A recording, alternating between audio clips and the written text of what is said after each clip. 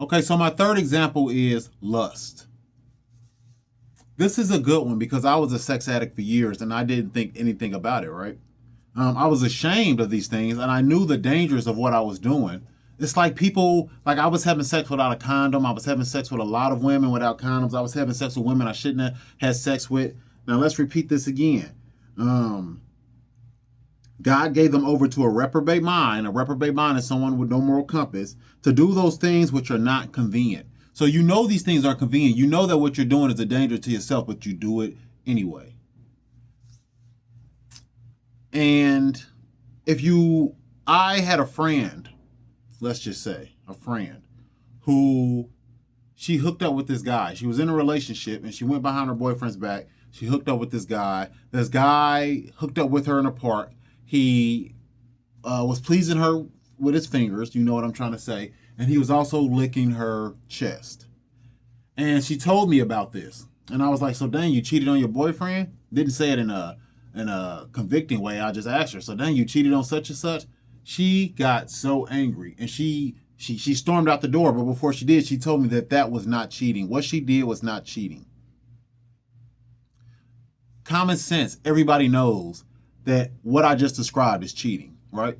She could not get that through her head. I also had a friend who called me one night and asked me almost in tears why she couldn't find a good man. She was like, "You're a man. Please tell me what I need to do to get a good man." It's funny because years later, a few times she tried to shoot her shot at me to date her. But I'm like, I would never date you. Um, and she said, I told her, I gave her advice. I said, well, one thing you could do is start carrying yourself a little bit more feminine. Like she was very somewhat masculine, very masculine, and she never dressed in a feminine way. Like, a dress or anything. It was always jeans and a sweatshirt or something. And then I told her, you have to stop taking this new guy that you're talking to around a bunch of old guys that you slept with, that you're now friends with, and then telling this man that you slept with all these guys. She got pissed off, hung up the phone on me.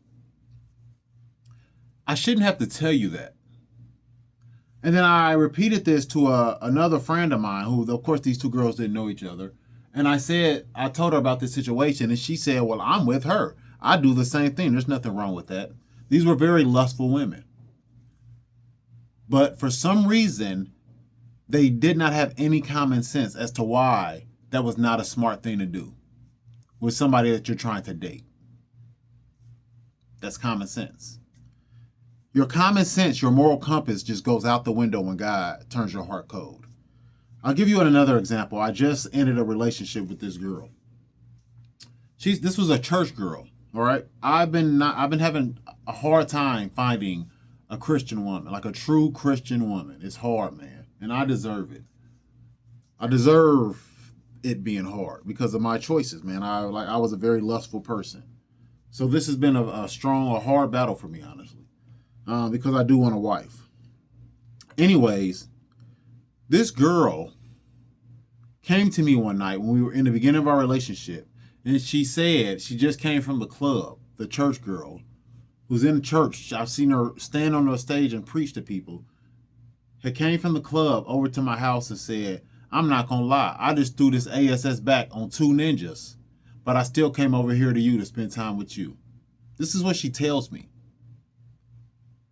And from that moment on, I stopped. Like I started looking at her differently. And even before that, I believe it was before or after that, she just kept on doing things to let me see that she also had a block on her mind. Her moral compass was gone.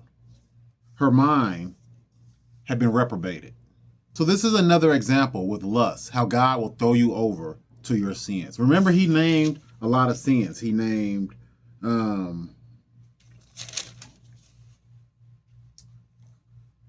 he said being filled with all things that are unrighteous, which is fornication, wickedness, covetousness, maliciousness, full of envy, murder, debate, deceit, malignity, whisperers. Example 4.